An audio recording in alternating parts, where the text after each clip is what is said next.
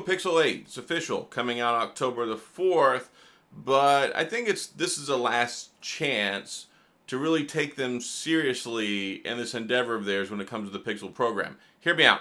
So there was a lot of excitement, a lot of fanfare when the Pixel 6 came out, and then it just started having tons of issues. Android 12 was a disaster.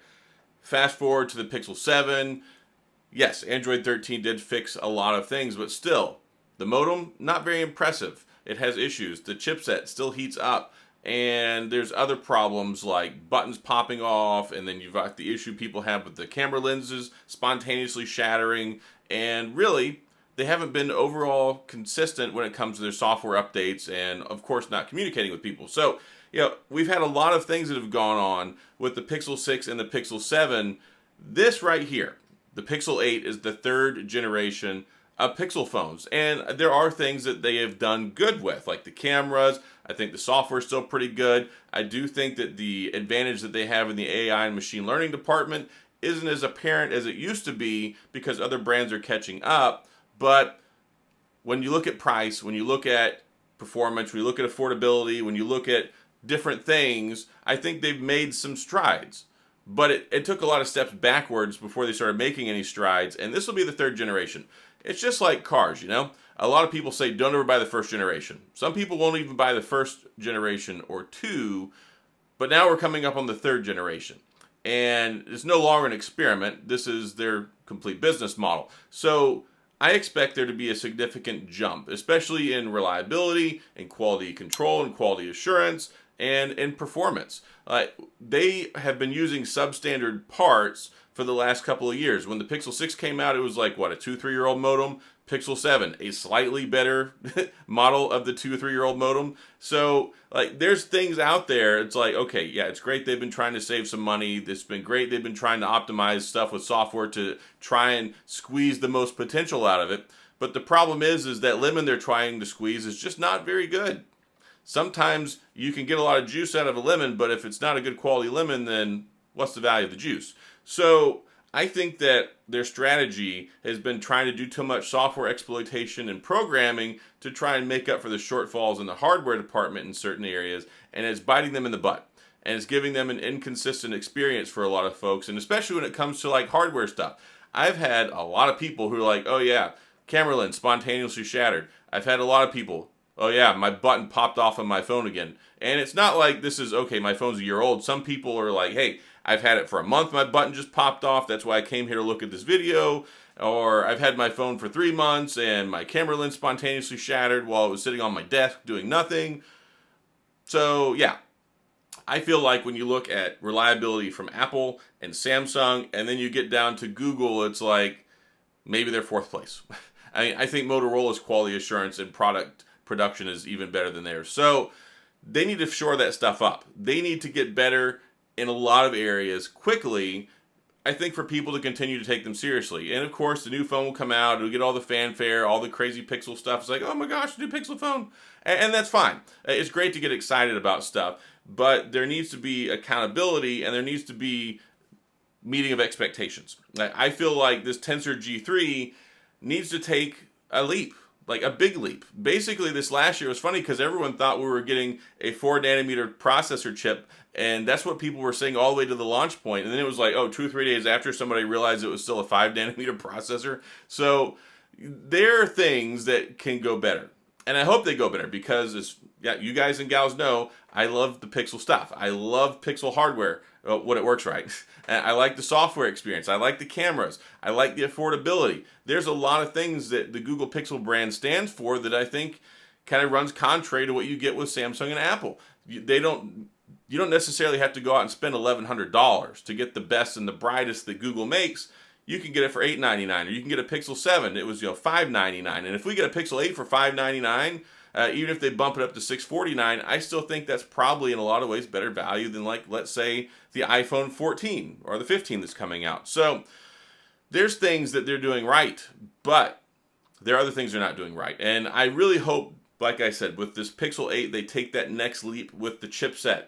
We've got to get better battery life. We've got to get better standby time. We've got to get less heat issues. We've got to get better cell phone service, better reliability in the connectivity department. Remember last year with the Pixel 6, whenever people's phones were just like, the networks were shutting off and they couldn't make phone calls or text messages. It was Android 12 was having so many issues, and we're waiting on Android 14.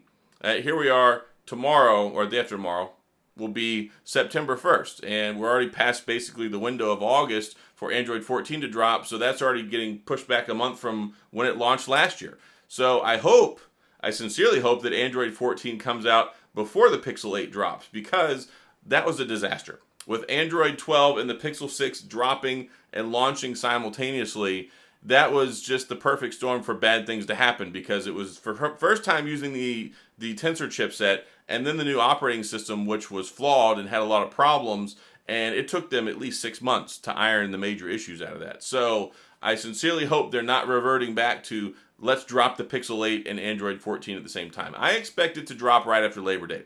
Traditionally, we get the software update security patch on the first Monday of the month. That's Labor Day. So maybe Tuesday or Wednesday, it might go ahead and drop. We'll get the security patch.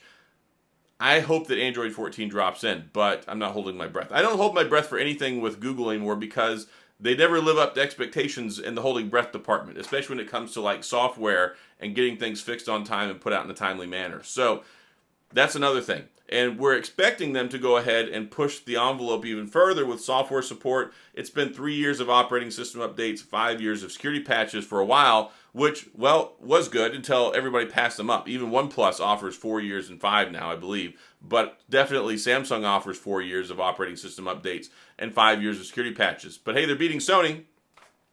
Sony's 2 years operating system updates and 3 years of security patches. So if you make Android, you should support it for longer than anybody else. And that was the big selling point with trying to get their own hardware, getting their own Tensor chipset. Everybody expected like this great marriage between hardware and software like you see with Apple, and it just hasn't been the case with Google. So I hope that the Tensor G3 is more reliable. I hope it's better. I hope quality control is better. I hope we have no software issues to begin with. I'd like to see an extension of the software support to put them in front. I'd like to see a better commitment to actually putting stuff out on time. And I'd like to see them fix up some of the other things, because one of the things that Google is known for, that everybody touts and holds the flag up, is they're so good at software. But it hasn't really been that apparent that they've been so good at software the last 2 years. It looks like Samsung's been better at software. I will say, though, that I think Apple's also taken a step back this last year with iOS 16. It has not quite been as impressive. The software experience on iOS 16 and my iPhone 14 Pro Max was so bad I quit using it. I just use it to record videos with now. So those are just some general thoughts that I have. But I think after this year, no more passes. Like, everyone's like, well, it's the first year, or it's the second year. By the time you get to the third generation of phones, you can't be like, well, they're still trying to get things together. By the time you get it to your third year of making this new phone with this new chipset and the new platform stuff, there is no more excuses. This is the year that really they should take a big step and a big stride and maybe start trying to pull away from some of the competition, instead of letting them catch up and letting them prove that they're more reliable, better options in many times. So that's my thoughts on the upcoming Pixel 8 and what I expect, but no more passes. I mean, they don't get them here on this channel anyway, but we shouldn't be giving them passes. They should be impressing us and giving us the best that we can get, and they're capable of it. I really think they are. I believe they are, and I'm really excited about the upcoming Pixel 8 and 8 Pro, but they need to show up.